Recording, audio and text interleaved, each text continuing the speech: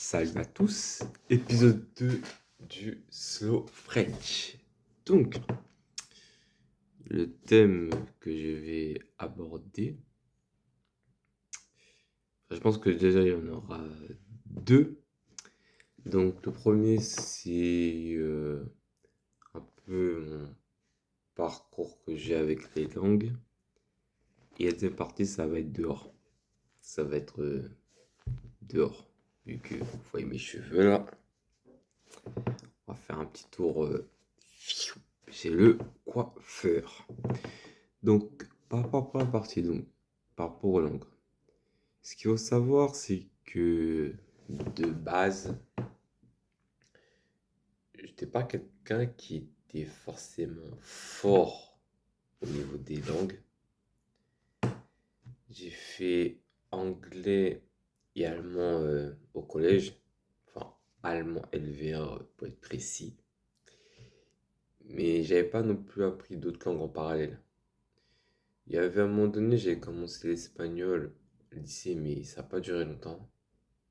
Le japonais aussi, mais ça n'a pas duré longtemps non plus, je crois que ça a peut-être duré quelques jours, grand maximum, et c'est tout. Et ensuite, là où, on va dire, j'ai eu le déclic par rapport aux langues, de vouloir apprendre plus de langues, etc., ça a commencé ni avec l'anglais, ni avec l'allemand, ni avec une petite coupure technique, mais pour reprendre, ni l'anglais, ni le français, ni l'allemand. La langue qui m'a permis de vouloir apprendre encore plus de langues, c'est le japonais. C'est le japonais. Et même, je dirais plus précisément, les animés. Les animés ont vraiment poussé à... Enfin, l'origine, ces animés. Et c'est comme ça que j'ai commencé à vouloir apprendre d'autres langues. Quand je dis que je voulais apprendre d'autres langues, ça ne veut pas forcément dire que, là, que je les maîtrise tous, que je sais parler couramment toutes les langues que je mets sur ma chaîne YouTube. Non, c'est ce que je suis en train d'apprendre. Mais je fais en sorte de les améliorer justement. Mais en tout cas, ouais, c'est les animés. Les animés, franchement, c'est... Ah, les animés. Et pourquoi les animés aussi?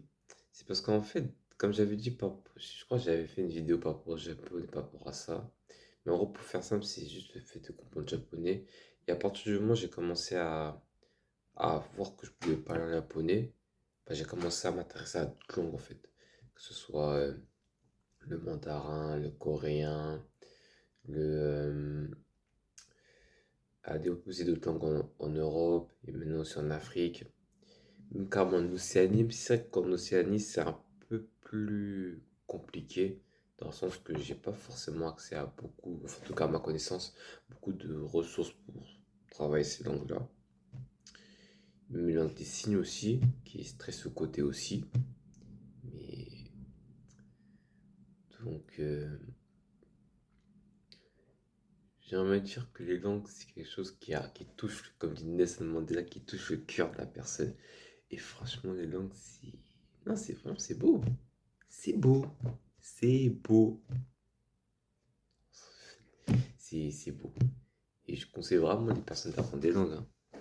Une langue, ça, au-delà d'ouvrir des opportunités, mais c'est toujours intéressant de savoir parler une autre. Au-delà de sa langue maternelle, sa langue d'origine, il y a des langues, entre guillemets, maintenant qui commencent à devenir de plus en plus obligatoires. Enfin, pas de plus en plus obligatoires, mais de plus en plus, je dirais, exigées à savoir, comme l'anglais. Donc, ouais, les langues, c'est important. Les langues, c'est important. Et ce que je peux retenir par rapport à ce parcours des langues, même si en soi, c'est pas terminé en soi, c'est que bah déjà, ça demande beaucoup de discipline et de constance. C'est pas quelque chose que tu commences un jour, 2 jours et après tu commences à t'arrêter. C'est ce qui vraiment va faire la clé, c'est vraiment la régularité. Accepter de faire des erreurs, accepter que tu peux pas savoir tout, d'accepter que tu dois apprendre à te faire corriger, parce que surtout si c'est une langue que tu apprends, c'est normal que tu dois te faire corriger. Et je dirais aussi, bah, c'est la persévérance aussi, hein. La persévérance, mais il y a quelque chose aussi, il faut que le fait de mettre en vidéo, au moins je l'expose. Il y a quelque chose que je néglige beaucoup, mais ça c'est surtout au niveau des langues où l'alphabet est différent, c'est la lecture. Et c'est vrai que ça, ce point-là, c'est un point où j'en parle beaucoup, j'en parle beaucoup, mais pourtant je mets pas forcément d'accent en place. Quand par exemple le japonais, combien de fois je dis, même que ce soit sur TikTok ou que je dis que je suis un flemmard sur les kanji, etc. Mais que je fais pas d'effort et je fais que répéter la même chose, sauf que le temps il passe et que je suis toujours dans ces mêmes situations. Et c'est ça aussi que moi-même, je dois faire attention par rapport aux langues, c'est le fait de se remettre en question, dans le sens que est-ce que ta manière d'apprendre c'est la bonne? Est-ce que ta manière d'apprendre est efficace, te fait vraiment améliorer?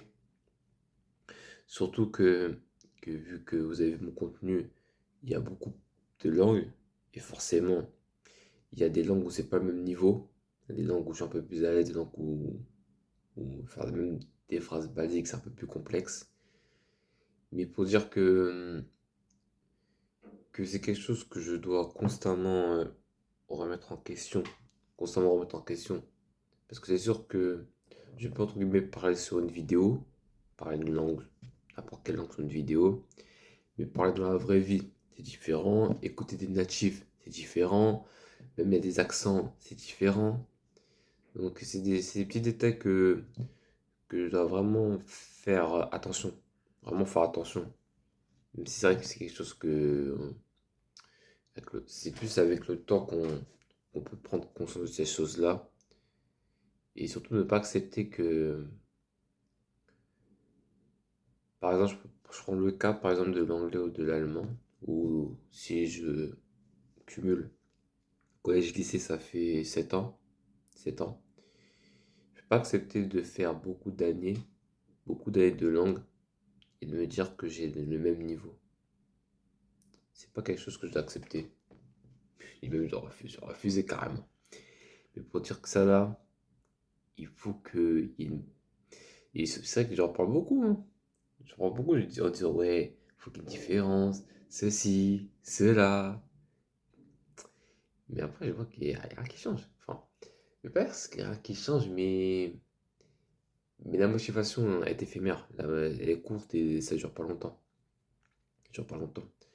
Et, et je pense que le fait même de faire cette vidéo, même si en soi, c'est pour des personnes qui apprennent le français, écoutent une vidéo, enfin autre chose, en même temps que ça puisse aider à améliorer leur français.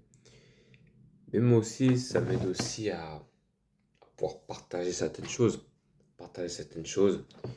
et pas faire le mec à tout garder. Bon, il y a des choses, bien sûr, ça reste privé, mais il y a certaines choses que je peux partager qui, même le fait de le dire, ça me fait prendre conscience.